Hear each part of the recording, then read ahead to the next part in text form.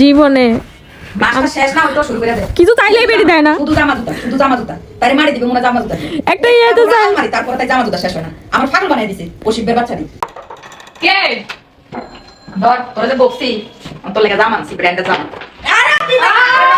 আমার আপু সেরা। হ্যাঁ পাইলে সারা এটা আনছো? এটা তো আমি দেখছিলাম। প্রাইস হ্যাঁ এই যে 5,000 5,500 টাকার উপরে এটা তুমি কেমনে দেখছো? এটা বুঝছো আমি তো পছন্দ করছি।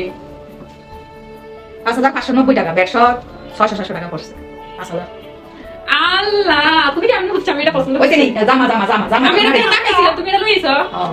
গাইস দেখছেন আমার আম্মু কত ভালো।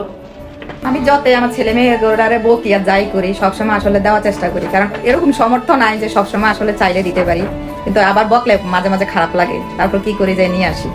ওই যে ওর জন্য নিয়ে আসি। ওই দিন ইব্রাহিমও অনেক মন খারাপ কান্নাকাটি করছে স্কেটিং জুতার জন্য, যাই ওর জন্য স্কেটিং জুতা কিনে স্কেটিং জুতার জন্য কান্নাকাটি করছে, যাই স্কেটিং জুতা কিনে দিছি। তারপরে ছেলে মেয়েরা ভালো থাকুক, একটু পড়াশোনা করো। ওটা তো 6000 টাকা দিয়ে কিনা দিছি। ওটা তো 7,000 6,000 টাকা, তুই তার বেশি 2,000 টাকা বেশি।